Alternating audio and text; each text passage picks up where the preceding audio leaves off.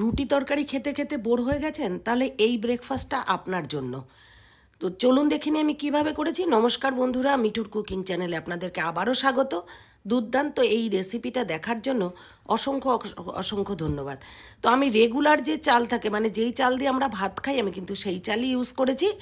চালটাকে ভালো করে ভিজিয়ে রেখে দিয়েছি, আর বিউলির ডাল ভিজিয়েছি। চালটা এই কাপের মাপেই নিয়েছি, মোটামুটি 1 কাপ, আর একটুখানি বেশি নিয়েছি।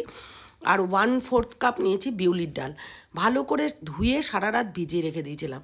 এরপরে মেথির ডাস্ট, ছোটো চামচের 2 চামচ মেথির ডাস্ট নিয়েছি। আপনারা চাইলে ওভারনাইট মেথি ভিজিয়েও রাখতে পারেন। একদম 1 চামচ মেথি ভালো করে ভিজিয়ে এই ডাল চালের সাথেই ভিজিয়ে রেখে দিতে পারেন। তারপরে জলটাকে ভালো করে ফেলে দিয়ে এরপর আমি ডাল, চাল এবং ওই মেথি পাউডার সব একসাথে দিয়ে জল দিয়ে দিয়ে কিন্তু একটা স্মুথ পেস্ট তৈরি করে নেব। তো চালের গুঁড়ো না দিয়ে একবার এইভাবে করে খেয়ে দেখুন, দারুণ লাগবে। আর সেই রকমই কোনো অন্য কোনো বাধা নেই যে কেমন চাল দেব, একদম ঘরোয়া চাল। তো এরপরে আমার চালের পেস্টটা, চাল ডালের পেস্ট করা হয়ে গেছে একদম এরকমই। দেখুন কতটা লিকুইড করেছি। এর মধ্যে স্বাদ মতো লবণ দিয়েছি, আমি 1 চামচ মতো লবণ দিয়েছি। দিয়ে খুব ভালো করে গুলে নিচ্ছি। হাতার পেছনে জাস্ট একটা আবছা লেগে থাকবে, ঠিক এরকমই গুলতে হবে পাতলা করে।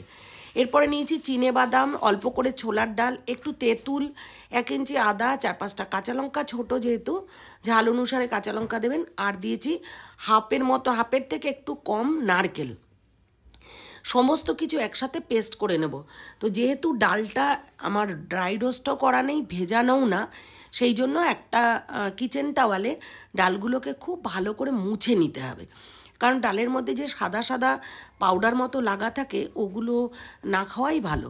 তো সেই কারণে একটু ভালো করে মুছে নিলে ভালো।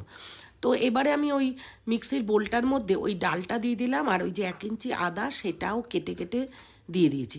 দিয়ে এবারে সবগুলোই একসাথে জল দিয়ে একটা সুন্দর পেস্ট তৈরি করে নিয়েছি, একেবারে স্মুথ।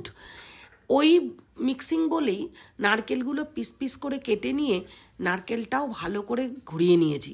নিয়ে একেবারে ওটাও পেস্ট মতো করে নিয়ে একসঙ্গে মিশিয়ে রেখে দেবো। এটা কিন্তু আমি চাটনি তৈরি করব। এদিকে যেই তেঁতুলটা রেখেছিলাম, সেই তেঁতুলটা কিন্তু আমি একটু জলে গুলে রেখে দিয়েছি, মানে জাস্ট জলে এই প্রসেসগুলো করার পর্যন্ত ভিজিয়ে রেখে দিয়েছিলাম। এরপরে দিলাম বিট নুন 1/2 চামচ, আর জাগেরি পাউডার 1/2 চামচ। অল্প একটু মিষ্টি, টক, ঝাল, নুন থাকলে চাটনি তো দুর্দান্ত লাগবে। এইবার দেখুন তেঁতুল গোলা জলটা একটা ছাঁকনিতে দিয়ে দিয়েছি, কারণ তেঁতুলের মধ্যে দানা থাকবে, খোসা থাকতে পারে, এগুলোকে একটু ছেঁকে দিতে হবে। আপনারা কোনো কাপড়েও ছেঁকে দিতে পারেন। দিয়ে পুরো মিশ্রণটা ভালো করে একসঙ্গে মিশিয়ে রেখে দেব।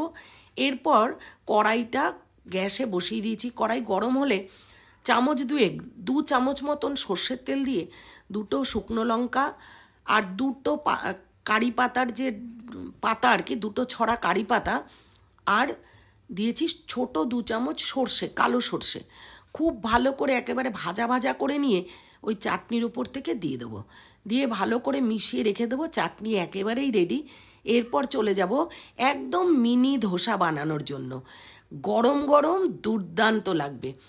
তাওয়া গরম করে নিয়ে জাস্ট একটু বাটার মাখিয়ে নিয়েছি, একদম অল্প। এরপর হাতাতে একটা ডাব্বা হাতাতে করে বা কোনো বাটিতে করে, ছোটো বাটির 1 বাটি দিয়ে বাটির পেছন দিয়েই ভালো করে ঘুরিয়ে নেবেন, বা তাওয়াটাকে দিয়েও ঘোরানো যেতে পারে। তাওয়াটা জাস্ট নাড়িয়ে নাড়িয়ে গোল করা যেতে পারে। এরপরে ওর মধ্যে অল্প একটু বাটার দিয়ে উপরটায় ভালো করে মিশিয়ে নিয়ে এপিটোপিট ভেজে নিলেই কিন্তু একেবারেই রেডি।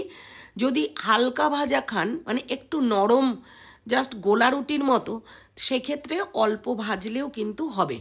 দেখুন এটা আমি হালকা ভেজেছি, এটা একদম ভাজ করে গোলা রুটির মতনই প্রায় হয়েছে। আর পরেরটা কিন্তু করব একটু ক্রিস্পি, একদম ধোসার মতন রোল হয়ে যাবে। তো এরকম খাবার, নিত্য নতুন খাবার পেতে অবশ্যই চ্যানেলটাকে সাবস্ক্রাইব করে রাখবেন। বেল আইকনটা প্রেস করতে ভুলবেন না, যাতে পরবর্তী ভিডিও আপলোড করার সাথে সাথে আপনাদের নোটিফিকেশানটা পৌঁছয়। আর আমার ভিডিও আপনাদের কেমন লাগে অবশ্যই জানাবেন। ভালো লাগলে একটা লাইক করবেন। আর যদি এইভাবে অবশ্যই বানিয়ে খাবেন, বানিয়ে খেলে দেখবেন বাড়ির প্রত্যেকেই খুশি হবে। কারণ একঘেয়েমি খাবার দাবার কারোরই কিন্তু ভালো লাগে না, বাচ্চা থেকে বড় প্রত্যেকেরই। আর এটা কিন্তু ইভিনিংয়েও করে খেতে পারেন, গরম গরম ডিনারেও খেতে পারেন, দুর্দান্ত লাগবে। আর যারা আমার চ্যানেলটাকে সাবস্ক্রাইব করেছেন তাদেরকে অসংখ্য ধন্যবাদ। দেখুন কি সুন্দর একটা গোল রোলের মতন হয়ে গেল। এটা কিন্তু দুর্দান্ত ক্রিস্পি হয়েছে। তো একদম নরম খাবেন না ক্রিস্পি করে খাবেন, এটা আপনার উপরে, টেস্টের উপরেই ডিপেন্ড করছে। তো এরকম পুরো ভিডিওটা দেখার জন্য অসংখ্য ধন্যবাদ। এইবারে চাটনিটা দিয়ে দুর্দান্ত লাগবে খেতে। গরম গরম সার্ভ করুন আর প্রশংসা নিন। বাড়ির লোকে ভীষণ প্রশংসা করেছিল। পুরো ভিডিও দেখার জন্য ধন্যবাদ।